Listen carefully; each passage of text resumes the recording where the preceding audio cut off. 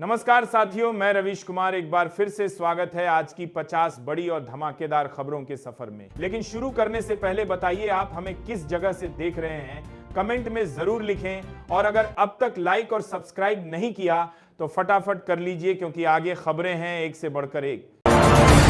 संसद के शीतकालीन सत्र के हंगामेदार समापन के बाद विपक्षी गठबंधन इंडिया ने देशव्यापी न्याय रैली निकालने का ऐलान किया है। कांग्रेस अध्यक्ष मल्लिकार्जुन खड़गे ने कहा कि वे नए रोजगार कानून की कमियों को लेकर जनता के बीच जाएंगे।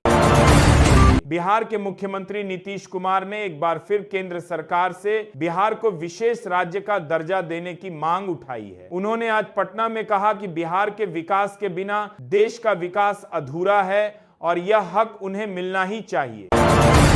उत्तर प्रदेश सरकार ने आज मदरसों के लिए नई गाइडलाइन जारी की है। अब सभी मदरसों को अपने पाठ्यक्रम में हिंदी और गणित पढ़ाना अनिवार्य होगा। सरकार का कहना है कि इसका मकसद छात्रों को आधुनिक शिक्षा से जोड़ना है, जबकि विपक्ष ने इसे दखलंदाजी बताया है। राष्ट्रपति ने संसद से पास हुए विकसित भारत रोजगार गारंटी बिल पर आज हस्ताक्षर कर दिए हैं, जिससे यह अब कानून बन गया है। सरकार ने नोटिफिकेशन जारी कर कहा है कि यह कानून 1 जनवरी 2026 से पूरे देश में लागू हो जाएगा। महाराष्ट्र की महायुति सरकार में मंत्रालयों के बंटवारे को लेकर अनबन की खबरें आ रही हैं। अजित पवार गुट ने वित्त मंत्रालय के अलावा एक और बमे मंत्रालय की मांग की है, जिस पर आज मुख्यमंत्री और दोनों उप मुख्यमंत्रियों के बीच लंबी बैठक हुई। दिल्ली के सीएम अरविंद केजरीवाल ने प्रेस कॉन्फ्रेंस करके दावा किया है कि केंद्र सरकार दिल्ली की फरिश्ते योजना को बंद करने की साजिश रच रही है। उन्होंने कहा कि सड़क हादसों में घायलों का मुफ्त इलाज रुकने नहीं दिया जाएगा, चाहे जो हो जाए। रक्षा मंत्रालय ने अरुणाचल प्रदेश और लद्दाख बॉर्डर पर सर्दियों के लिए सुरक्षा और बढ़ा दी है। रक्षा मंत्री राजनाथ सिंह ने आज सेना प्रमुखों के साथ बैठक की और कहा कि भारतीय सेना हर मौसम में सीमा की रक्षा के लिए पूरी तरह तैयार है। संयुक्त किसान मोर्चा ने नए कृषि कानूनों को लेकर सरकार को 10 दिन का अल्टीमेटम दिया है। किसान नेताओं ने कहा है कि अगर एमएसपी पर लिखित गारंटी नहीं मिली तो वे नए साल पर फिर से दिल्ली बॉर्डर पर डेरा डालेंगे। प्रधानमंत्री नरेंद्र मोदी आज अपने संसदीय क्षेत्र वाराणसी पहुंचे हैं। उन्होंने वहां 5,000 करोड़ की नई परियोजनाओं का शिलान्यास किया और एक बाबे रोड शो में हिस्सा लिया। पीएम ने कहा कि काशी का विकास अब पूरी दुनिया के लिए एक मॉडल बन गया है। तेलंगाना के मुख्यमंत्री रेवंत रेड्डी ने आज दिल्ली में प्रधानमंत्री से मुलाकात की। उन्होंने राज्य के रुके हुए फंड को जारी करने की मांग की। पीएम ने उन्हें भरोसा दिलाया है कि राज्य के विकास में केंद्र कोई राजनीति नहीं करेगा। गृह मंत्री अमित शाह अगले हफ्ते पश्चिम बंगाल के दौरे पर जाने वाले हैं। भाजपा सूत्रों के मुताबिक वे वहां बूथ लेवल कार्यकर्ताओं के साथ बैठक करेंगे और 2026 के विधानसभा चुनावों के लिए पार्टी की रणनीति तैयार करेंगे।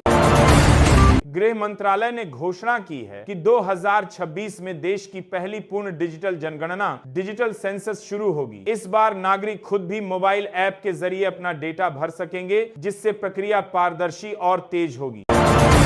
राजस्थान सरकार ने पेपर लीक माफियाओं पर बड़ी कार्रवाई की है। आज जयपुर और जोधपुर में पेपर लीक के आरोपियों की अवैध संपत्तियों पर बुलडोजर चलाया गया। सरकार ने साफ कहा है कि युवाओं के भविष्य से खेलने वालों को बख्शा नहीं जाएगा।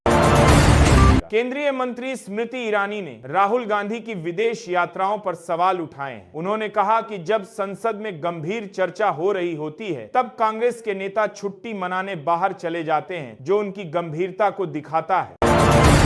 बेंगलुरु में दुकानों पर हिंदी साइन बोर्ड लगाने को लेकर विवाद फिर से भड़क गया है। कन्नड़ संगठनों ने आज कई जगहों पर प्रदर्शन किया और मांग की कि 60% हिस्सा कन्नड़ भाषा में ही होना चाहिए। सरकार ने शांति बनाए रखने की अपील की है।